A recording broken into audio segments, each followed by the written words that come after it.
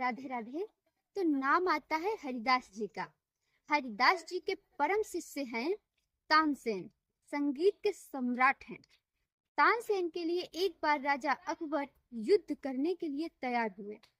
राजा अकबर को जब पता चला कि तानसेन संगीत के सम्राट हैं, तो उन्होंने राजा रामचंद्र को एक पत्र लिखा कि तानसेन को हमारे राज्य में भेज दो। रामचंद्र ने मना कर दिया। अकबर ने दोबारा पत्र लिखा, या तो तानसेन को हमारे राज्य में भेजो या फिर युद्ध करो। ये बात जब तानसेन को पता चली, तो तानसेन ने राजा रामचंद्र से कहा कि मैं एक कलाकार हूँ, आपने अपने हिस्से का तो सुन लिया, अब वो अपने हिस्से का सुनना चाहते हैं, तो मैं उनके पास जा रहा हूँ। और यह कहकर तानसेन अकबर के पास आए। जब तानसेन को अकबर ने सुना, तो अकबर कहने लगा, क्या अद्भुत गाते हो। यदि तुम इतना अद्भुत गाते हो, तो तुम्हारे गुरु कितना अद्भुत गाते होंगे। मैं तुम्हारे गुरु को भी सुनना चाहता हूँ। तानसेन ने एक बात कही कि मैं तो जगह जगह जाकर के गा देता हूँ, लेकिन मेरे गुरु कहीं जाते नहीं, उनके पास खुद जाना पड़ता है। तो भेष बदल करके अकबर तानसेन के साथ निधि बनाए। अब कहा जाता है कि 15 दिन तक तानसेन और अकबर रहे निधि वन में, लेकिन हरिदास जी ने कुछ नहीं गाया।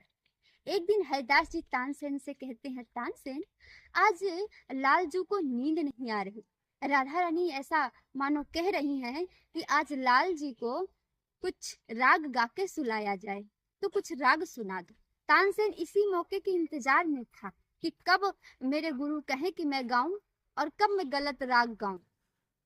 जैसे ही तानसेन राग को गाया, तो उसमें थोड़ी त्रुटि कर दी।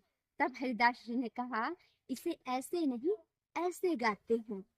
और बस वहीं पे राजा अकबर आए। जैसे ही राजा अकबर ने हरिदास जी को सुना, आश्चर्यचकित रह गए और कहने लगे, क्या अद्भुत है। तानसेन को अकबर ने एकांत में बुलाया और कहने लगे, तानसेन, तुम तो कुछ भी नहीं गाते हो, तुम्हारे गुरु तो कितना अद्भुत गाते हैं। तानसेन कहने लगा कि मैं क्या गाऊंगा, मैं कुछ क्या गाऊंगा। क्यों? क्योंकि मैं आप जैसे सम्राटों के लिए गाता हूँ, लेकिन जो मेरे गुरुदेव गाते हैं, वो तो संसार के सम्राट के लिए, प्रिया प्रीतम जी के लिए, श्री किशोरी जी के लिए गाते हैं। तो कहने का भाव है, नौकर बनना है तो प्रिया प्रीतम जी के चरणों का बनिए, जीवन कृतार्थ हो जाएगा। राधे राधे।